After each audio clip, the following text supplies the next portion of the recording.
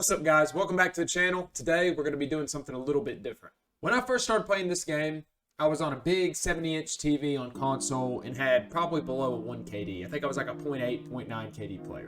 And I went from that to averaging a 2.5, 3, 4 KD weekly. And today we're going to be talking about a couple of things I did to get there. We're going to be talking about this thing, settings, both console and PC, and a couple of drills and warm-ups that I do every single day that's really helped me improve as a player. Let's get into it.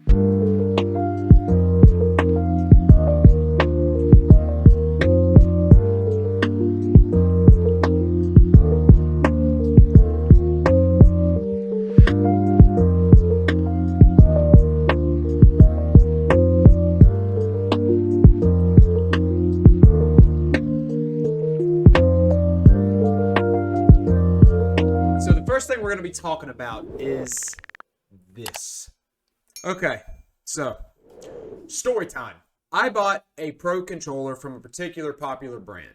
I'm not going to say the name of that brand because I don't want any negativity brought to it. Because at the end of the day, it might have just been a bad unit. It probably has nothing to do with the company. It's just bad luck. Bottom line, I spent a lot of money on this controller. I used it for about 4 months or so, and then it broke on me. I had to send it back, and then I'm out of a controller. And guys, in gaming today as a controller player, if you are not playing claw, you need paddles. If you want to compete, you have to have something on the back of your controller for jumping, for sliding, crouching, whatever. No matter if it's Fortnite, Warzone, Apex, you need paddles if you're not playing claw. Now, I have an Elite controller, but I'm really not a fan of the Xbox style controller. I wanted to stay on the Dualshock.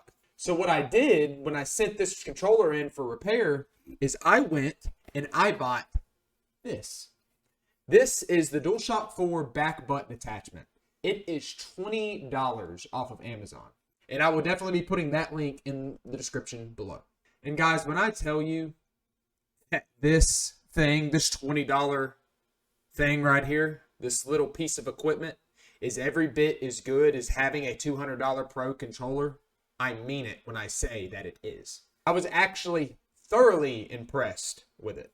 All you do is you take it and you plug it into your headset jack, you hold this back button here, and then you program the 2 paddles for whichever button you want.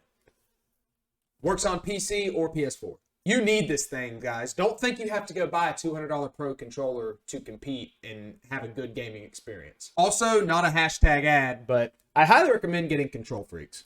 Some people don't like them. Some people say they don't see a difference. But I actually saw a really big difference when I started using Control Freaks because I had a really bad problem with my thumb slipping off the sticks. Straight beams, baby. Woo! That didn't wake my wife up.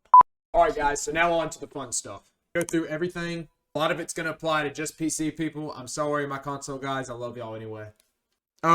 We don't do mouse and keyboard here because we're not nerds. So yeah, we're not gonna really go into any of this. General, just, controller gang till we die. All right, PC guys. The almighty FOV slider. Okay, so I've been playing on 120 for a long time. Here lately, I've been feeling kind of weird with it, with aim assist and stuff. Sega already debunked the whole having 120 FOV hurts your aim assist. I think it's more of a mental thing because the targets are smaller. When your FOV is larger, it just feels kind of weird. So I dropped down to 110 and it feels much better. But this is kind of a personal preference thing. You got a lot of pro level players that don't even play on 100. They play on like 95. So it's really personal preference here, whatever you want. 120 is not going to hurt you if you think you can handle it. I just have trouble seeing stuff when I'm on 120. Brightness. If you're on console, I highly suggest putting this on 55. All right. If you are on console, and this applies to PC as well if you don't use NVIDIA filters, colorblind type. This needs to be on Deuteranopia. I'm going to have a stroke. This is going to improve your visibility like crazy. It really helps with the shadows. I used to do it before I used NVIDIA filters. Minimap shape, square, or you're a bot. Only bots use the circle minimap. I don't even use any of the counters anymore because I get shit frames anyway, so it is what it is. I don't want to be reminded of it. I don't want to be reminded that I'm poor. All right, graphics. Okay, I'm sorry. console players, just go ahead and skip if you want to. I'm on full screen borderless because I'm always tabbing out of my game, but full screen's always optimal. You always want your render resolution to be at 100. Aspect ratio, automatic. I have my frame rate limit to custom. That's my monitor, so set that to your monitor refresh rate. I don't get anywhere near that, but that's what I have it at. Disable your NVIDIA highlights. And pretty much everything here is going to be set to low. I have texture filter aniscopic to normal. Particle quality on high because that doesn't really affect you at all. Impacts and sprays enabled so I can spray hearts on people I down because I'm toxic. All of this is going to be low and disabled. And if you have a very high-end PC, by all means, if you feel like you want to raise some stuff and mess with some stuff, go ahead. The NVIDIA DLSS stuff, I did not see a difference. They said it's supposed to help. I personally saw no difference at all whatsoever. I had it might have been like five frames. It was pretty much ultimately the same. But yeah, if you have a high-end PC, the biggest thing that's going to affect you is your texture resolution. See what it does, like your VRAM usage when you go from low to normal. Yeah, that's going to be the most demanding thing. Pretty much everything you can mess with. If you have a high-end PC, you can mess with normal or high and be okay. This is a very demanding game, though. It's really hard to play this game on ultra settings.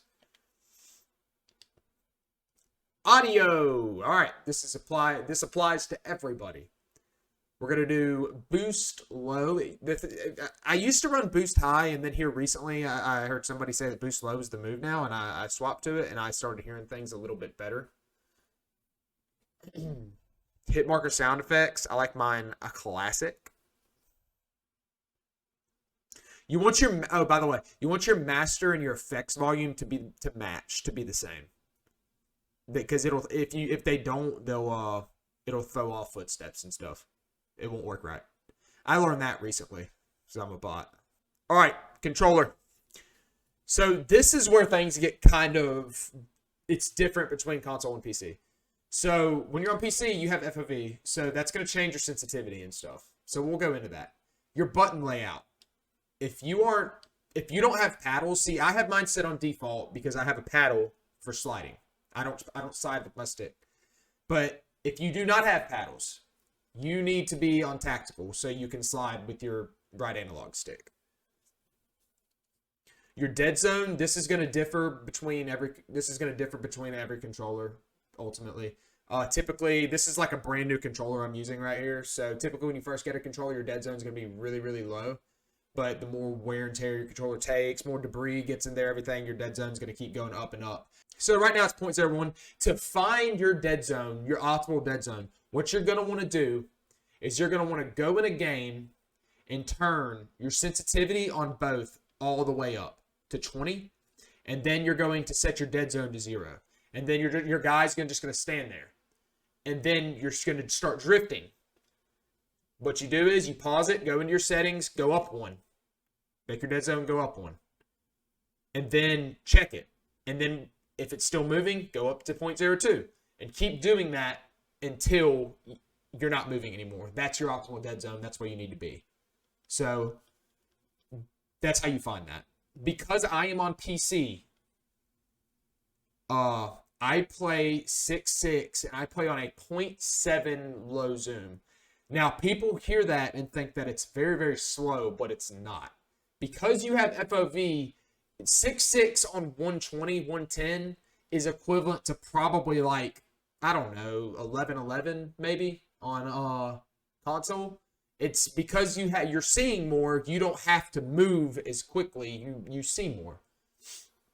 So if you're on console, I would suggest messing around with probably, I'd start out at high 7 or 8 and then try to work your way up and try, because when you do only have, at least until they give y'all an FOV slider, if that happens, it is very different. It would be very difficult to play on console on 6.6. I will say that, because you're not going to be able to move very much. Your low zoom, I leave that at 0.7, especially on console. I probably wouldn't mess with your low zoom very much because you're going to have to, you have way more visual recoil than PC players have, and you're going to want as much help as you can get.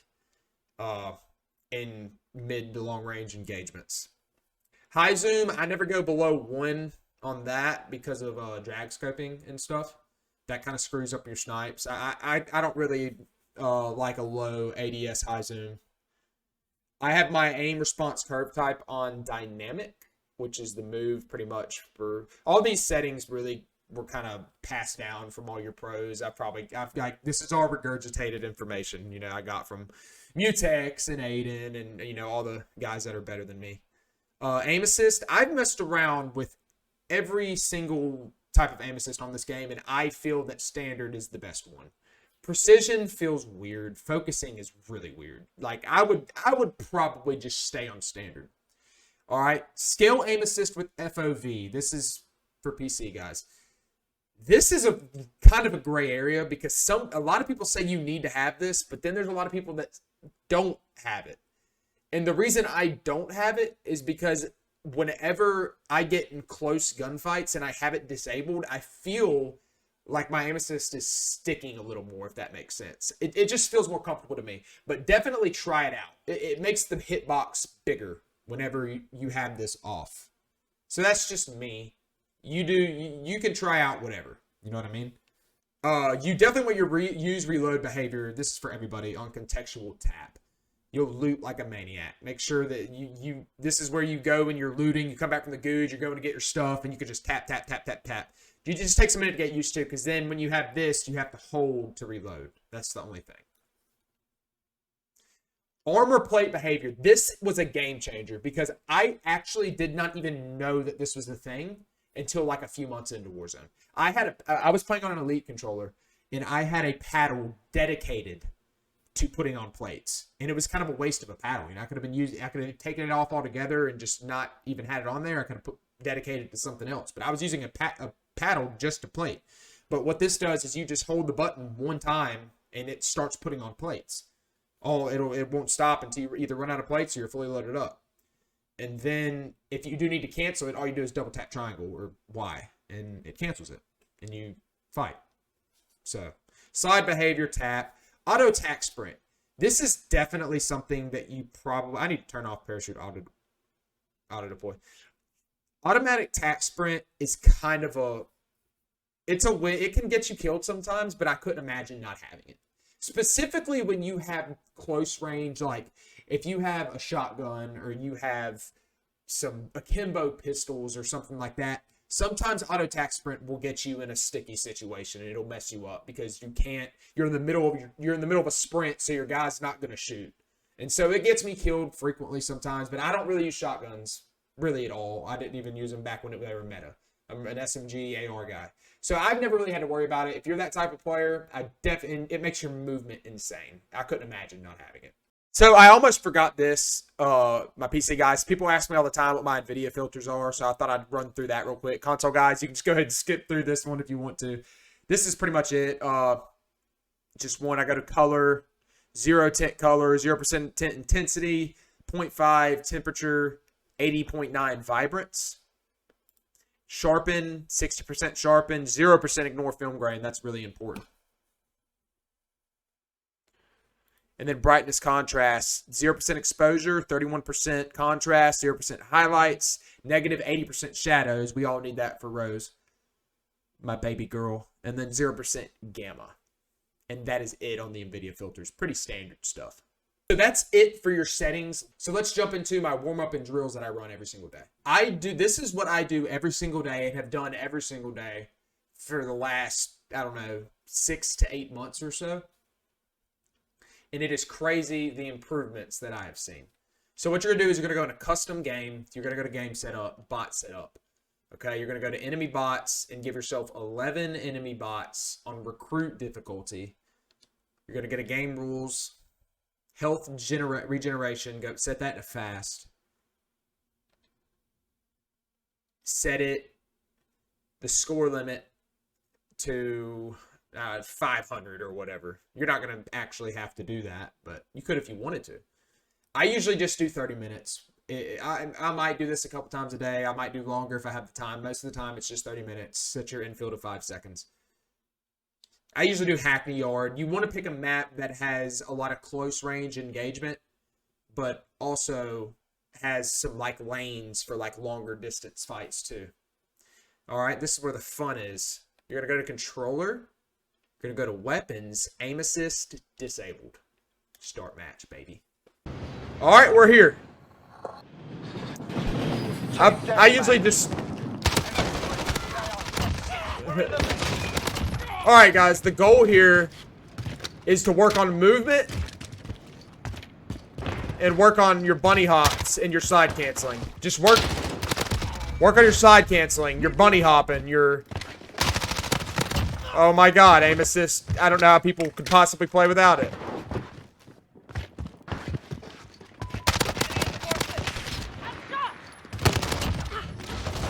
You want to work on sliding through every door, bunny hopping. You know, when you jump around a corner, jump, 80.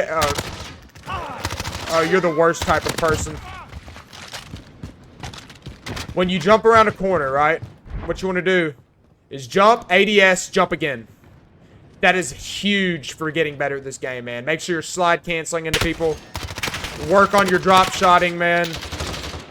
Pretty much just working on movement. All right.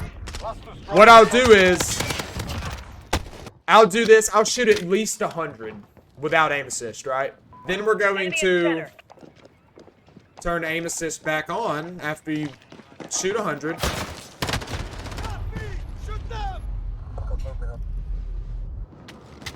And go to work.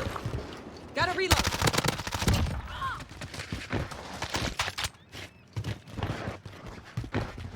Like I said, man, be bunny hopping around every corner. Don't just shoot, man. Like, work on your movement. Treat it like it's a real gunfight, you know? Make sure you're working on your jump shots, drop shotting, slide canceling, bunny hops, everything. Approach every, like, don't just go through the motions, you know? That's what I'm saying? Like that, you know? Like, don't be dog shit like me. But do this every day. Shoot for anywhere from, like, you know, 200 is probably fine. 200 a day.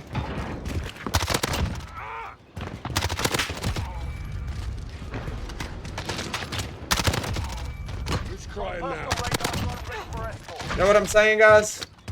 Bunny hop.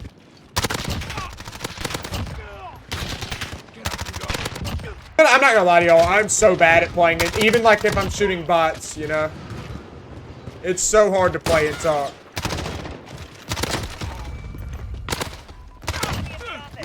Got a personal radar drone ready for escort. Modern Warfare MP5 is goated, bro.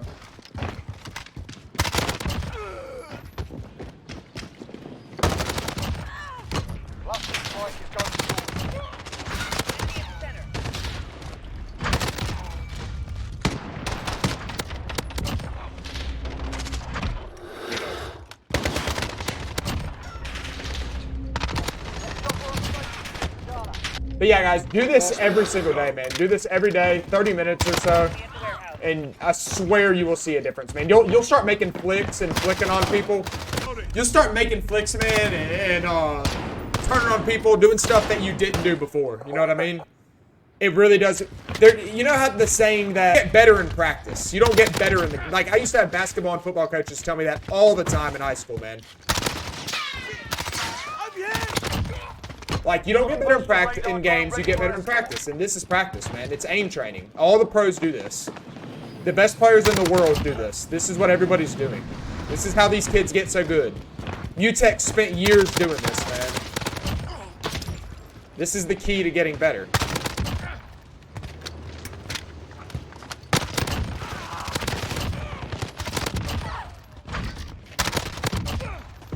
It's the key, man.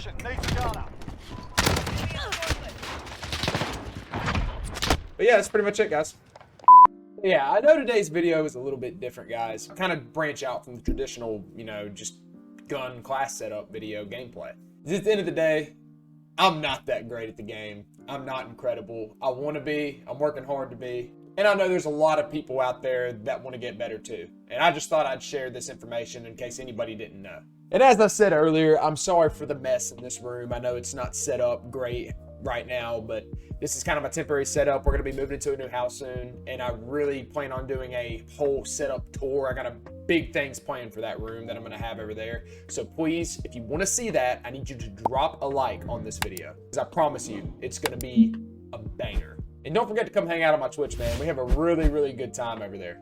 As always, we're approaching 40,000 on TikTok, and I'm going to thank y'all for that every day till the day that I die. The rest of my socials are going to be in the description below. I love you guys very much. I appreciate you for watching this video. And y'all don't forget to drop a like and hit that subscribe button. I am trying to do full-time content so I can quit my job. I would love that very, very much. I'm just joking. In case they're watching this video, I'm not joking. Y'all have a blessed day. Much love.